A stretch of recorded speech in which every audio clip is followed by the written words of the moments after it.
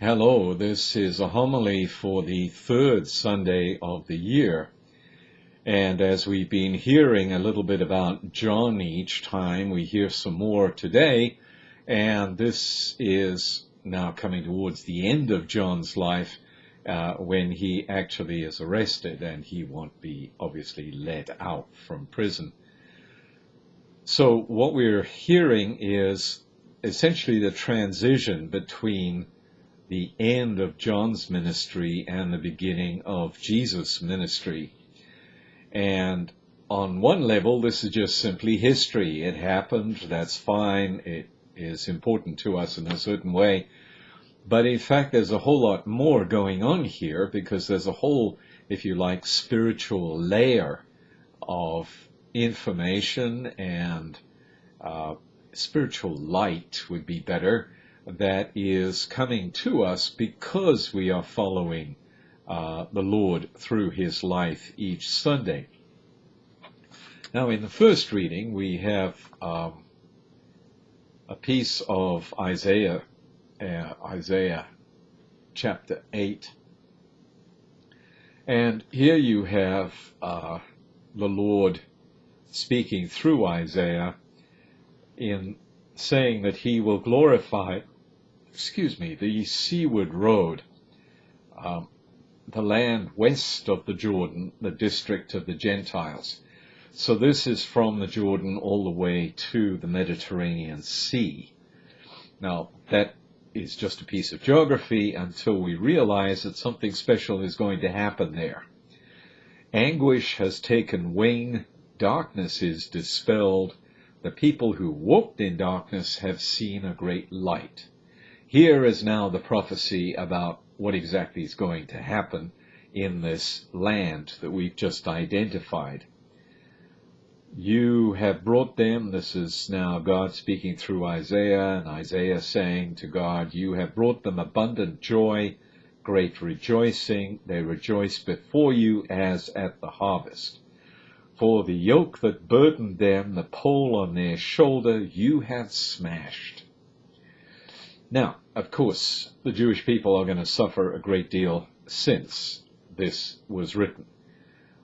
The yoke that Isaiah is talking about is the yoke of sin. It is the yoke of being held by the spirit of this world, and because of this light shining in this land, which is the land of Zebulun, originally way back given by Joshua to the tribe of Zebulun, who then later became the one of the 10 lost tribes.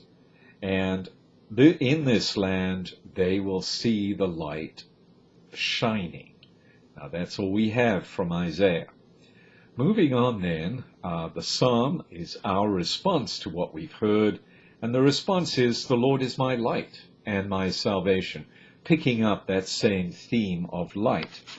The Lord is my life's refuge. So now we're starting to realize, okay, this yoke being smashed is not really just a physical yoke.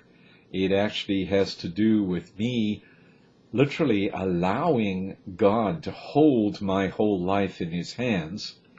And if he does that, as the psalmist says, of whom shall I be afraid? This is what I seek, the psalmist says, to dwell in the house of the Lord all the days of my life, to gaze upon the loveliness of the Lord. That's a much larger picture, and I always encourage people in confession to have a look at their lives, not just in terms of going from sin to sin to sin, but in fact looking at the great vision of their life that is presented to them by Catholicism, and using that then to say, well, look, in the light of that vision of my life, and here we're hearing part of it, that we want to dwell in the house of the Lord and gaze on the loveliness of the Lord, if that is my vision of life, then do I really want to do this sin or that sin? In the second reading, you have Paul writing to the Corinthians, And the whole text is that there be no divisions among you. Because in fact, if there are divisions among us, then the cross of Christ might be emptied of its meaning. So in fact, by dividing, we are now really interfering with the presence of Jesus Christ in his church in this world, which is really the only reason the church is here.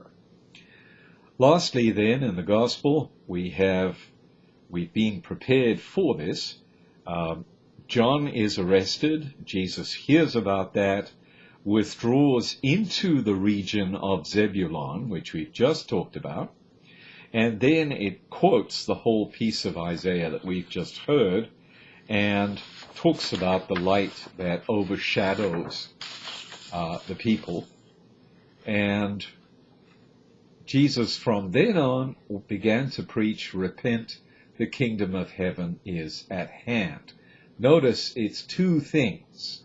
Repenting on the one hand, because we are being pushed hard to realize that we are responsible for our lives, and consequently we are expected to participate in our own salvation. We have a mind, we have a will, and we need to use those to work as well as we can to deal with sinfulness in ourselves and around us, but at the same time we are confident that God will provide grace so that we can, if you like, struggle through just about anything because of his grace and our determination.